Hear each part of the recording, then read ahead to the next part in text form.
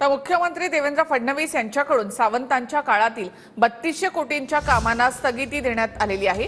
अनुभव नसताना कंपनीला साफसफाईचं कंत्राट दिल्याचा ठपका ठेवण्यात आलाय।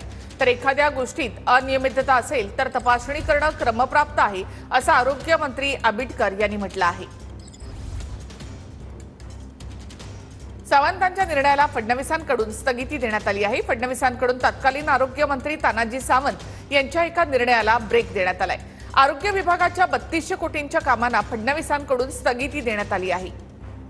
आरोग्य केंद्रांची यांत्रिकी पद्धतीने साफसफाई करण्यासाठी एका कंपनीला देण्यात आलेला कंत्राट वार्षिक 638 कोटी प्रमाणे 5 वर्षासाठी सुमारे 3190 कोटींचं कंत्राट दिलं होतं। पुण्यातील एका खासगी कंपनीला हे सफाईचं कंत्राट देण्यात आलं होतं। अनुभव नसताना कंपनीला यांत्रिकी साफसफाईचं कंत्राट दिल्याचा ठपका ठेवत याला स्थगिती देण्यात आली आहे।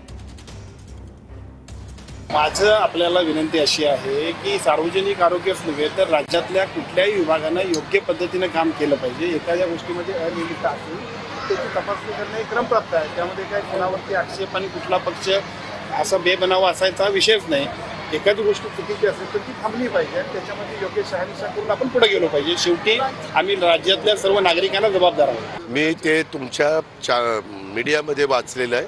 मी मुंबईला गेल्यावर मंत्रालय चालू असताना मी त्याबद्दलची माहिती घेईल। आत्ता तुम्ही जी बातमी प्रसिद्ध केलेली तेवढीच माझ्या वाचनात आहे।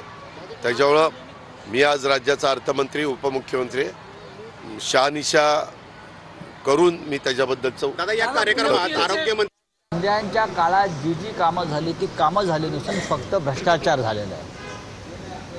शिंदेच्या काळामध्ये आरोग्यमंत्री कोण होते आपल्याला माहिती आहे आणि त्यांचे किती घोटाळे समोर आले अल्पकाळामध्ये हे आपल्याला माहिती आहे। आणि म्हणूनच त्यांना भारतीय जनता पक्षाचा त्यांना विरोध होता मंत्री करणारा भ्रष्ट मंत्र्यांना जे काही त्याच्यामध्ये ते एक आहे।